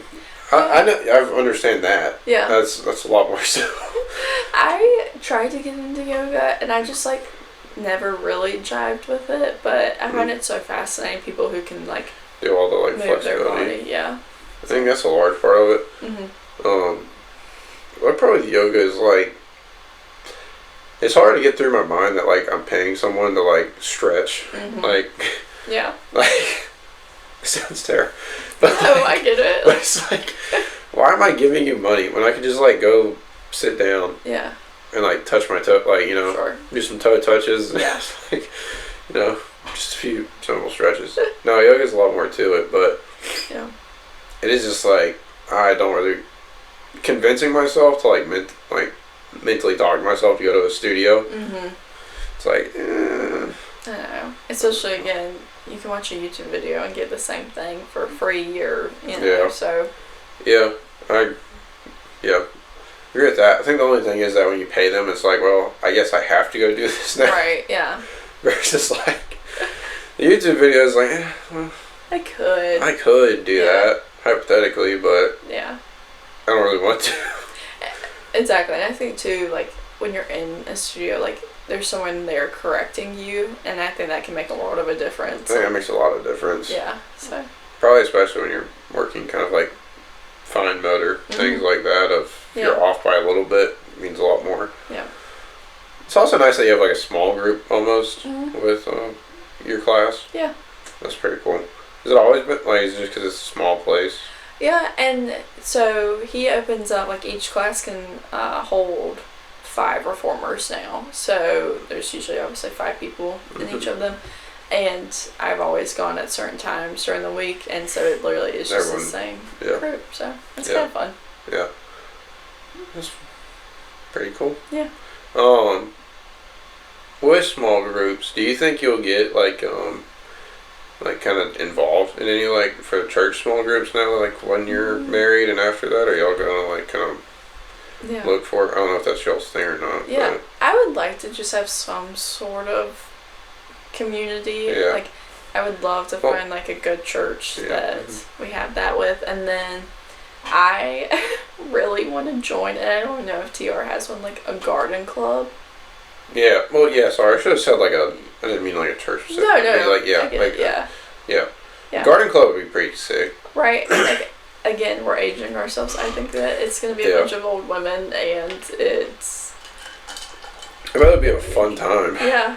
So like, do we even have one? Like, I don't know. I don't know where you'd find a garden club, but there's a community garden in TR. Yeah. Behind the, it's where old TR high school was. Oh, yeah, that's true. I know that. I don't know what a community garden really is, besides a community garden, but like... Like, can you pick stuff out of it? I have no idea what it actually entails. As like, I don't know if it's just like planter boxes that like you can come like claim for the few months, or what that actually. I don't know. No idea. Yeah. I've never used it. I haven't either. I have 3 planter boxes at my house, and so I'm hoping with our move that I already told Caleb I want like the long ones that you see Southern Living and all the things, so how fun. Yeah, we'll see how that goes. So. Yeah. But awesome. Yeah. Oh. What did you grow before? Did you grow tomatoes? Yeah. I grew tomatoes. Most southern thing to grow. Yeah, jalapenos, which was fun. Those did really well. I did lettuce. Make a spicy BLT. Yeah, exactly. What else did I grow? Oh, I have a blueberry and a blackberry bush. Those did really well. Oh, that's nice. Our neighbor has a blueberry bush that we go pick from every year. That's cool. Having fresh like blueberries is that's good. Yeah. Fresh fruit's pretty great. Yes. You actually tell them the difference. Yeah. Yeah, I think so too. So that holds true for most produce. Yeah. I definitely want to get like, I keep telling Caleb this too, like the very like home steady vibe that's like very popular right now. Like I want to bake the bread and sourdough starter kit yes. and like a couple chickens and yeah, I think that's pretty ideal. Yeah, I think there's just something nice to it, especially with just how our food system works. I think being able to kind of balance at least your diet somewhat with like things you make. Yeah. You have pride of taking care of it all, and also it's generally healthier for you unless you're pouring a bunch of pesticides on it as well. Then kind of beating the point. Right. But I think there's a lot to that. It is kind of ideal. Yeah. Yeah, I'd like to one day have like a nice little homestead. Yeah. Be nice. I just love the idea of it, and like even from like a cost perspective, like knowing that you can rely on that, and just providing for yourself. So. Yeah, I think that's the nice part of being able to know that like you can have things like without having to worry about it. Yeah. I think also just the know-how. Yeah. Something nice to know that like, I can actually grow something. Yeah, exactly. I can be independent, I guess. I'm not incompetent. Yeah, I'm not like, I can actually rely on myself to do things. Yeah, I think there's something to that. That's hopeful. I agree. When do y'all think you're going to aim you wanting kids? Any idea? Oh. Never? Soon? Yeah, I definitely think we'll have a few. A few? How many is a few? I'm gonna say 2. 2? Maybe 3. I don't know. Wait and see how like the first one goes and then... Exactly, yeah. Definitely we'll see. And it's kind of interesting, like with our timeline, like it will probably be a few years, like closer to when I'm 30, I would say. That's kind of nice. I don't know. I don't know. See when we get there. Yeah. It'll be a soonish thing. Yeah, you think soonish so? is relative, I guess. Probably won't be 30. I know I will not be 30. No. But, I don't know. I think 2 is probably the ideal amount. Yeah. I think right now, in this market. Yeah, in this climate. Yeah. In this economical event, 2 is kind of like the max. I mean, ideally, it'd be nice to have like. If cost was never an issue, I think, more. I don't think you need to repopulate the world with like 12, but like 3 or 4, it's like, it's possible. Yeah. And some people find a way to make it work, but it's just kind of like, that's a lot of investment to take care of. Especially like close together too. So. Yeah, I don't see that as a high likelihood. Yeah. Unless when like a scratch off or something. Yeah, seriously. But other than that, I think too is just kind of like it's also nice that you have one, one-on-one, versus having like, getting outnumbered. Yeah. That's funny. At least you can both take one. When you have 3, it's like, well, now we have a problem. Yeah, seriously, they can get. How do you corral this other one? Yeah, exactly. Yeah. Do you want a boys or girl or one each? Probably one each. I would love to have a girl first, I think, which I know people go back and forth about, and obviously you can't control that, but it's like, for me, being able to learn with a girl would be much easier, but yeah. I mean, I'm sure it's different for how you think too, so. I would probably have a girl first and then Really? a boy. I think so. I think it's just, I don't know, it makes more sense in my head. Yeah. I feel like a girl would be like easier starting out with. I just feel like boys typically are like high energy, very much so, like just a lot of chaos. I think girls will probably have their own problems, but like that's true. I don't know. Also, have an older sister. I think there's a lot to that I think is helpful in like learning. Yeah. For like kids. I do think it's generally like I don't know. I think it's helpful for them to have someone to like kind of look up to. And yeah. steer them the right way. Yeah. If nothing else, I would like to have two, or one of each. Yeah. I agree with that. And that way they can both kind of balance each other. Mm-hmm. I don't really. 2 boys seems like a lot, and 2 girls seems like a lot. Mm-hmm. It's a lot of just each. Yeah. Each gender. Yeah, seriously. It's like, wow. Especially with girls, you would be really outnumbered. Yeah. Yeah. Yeah. With boys, it'd be just so interesting. Like, it'd be so much. Yeah. I mean, because then you have like each of their. I mean, with all of them, you're gonna have their own activities and stuff. But boys, it's gonna be like. So it's. I don't know. Maybe it'd be easier if they're closer in age. Maybe it's not. Yeah. I don't really know but 2 boys back to back seems like it'd be a lot going on. Yeah.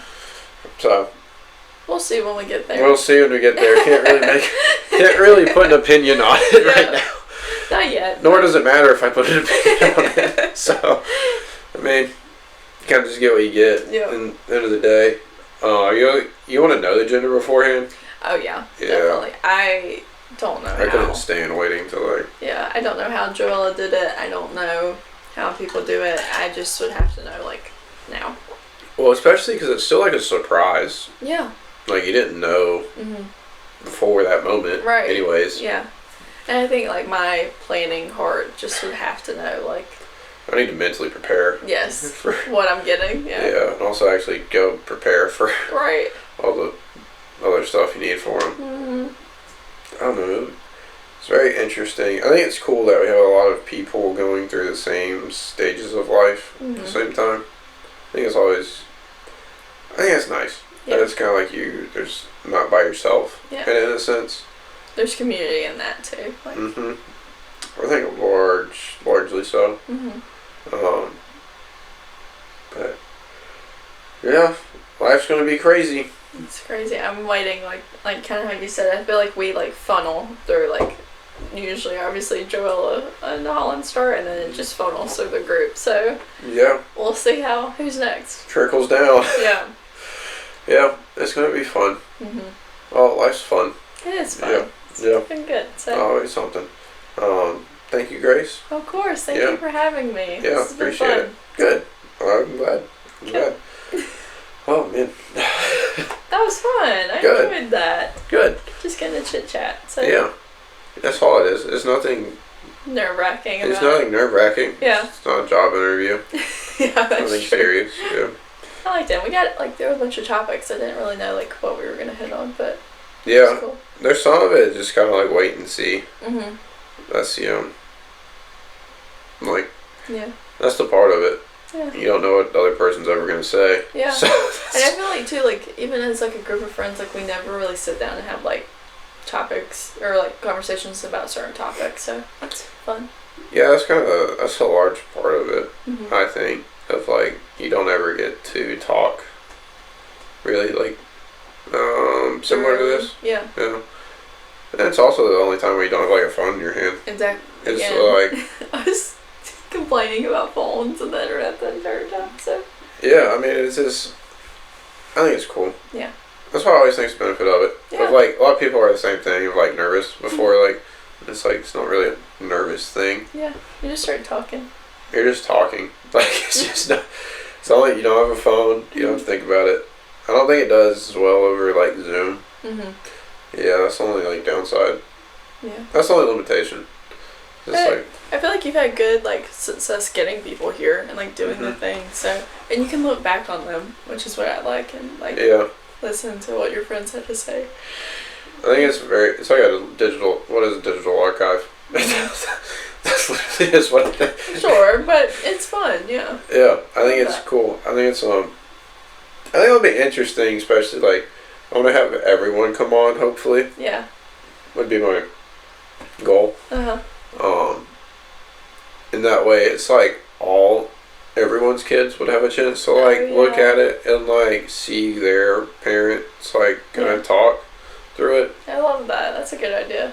And kind of see the world. Like a glimpse into their world at that age. Yeah.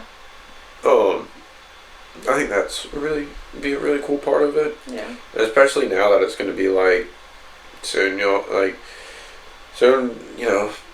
we'll have a kid or whatever y'all do and whatever Madison does and whatever Joella does. Oh my god. It's like, it'd be cool for them all to, like, they'll all have something. Yeah. That sooner, in 15 years they might actually, or whatever, look at. That's crazy to think about. Yeah.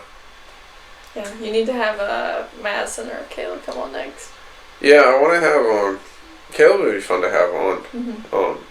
Talk about all this stuff to settle and all of that. He's full of stories, so. No, I think everyone has their fun things. Yeah. Well, everyone does have. It's not I think, but everyone does have their fun things. Yeah. That kind of makes them them. Yeah. I love that. Yeah, and otherwise you don't talk about it. Exactly. Get to know each other all a little bit more. Mm-hmm.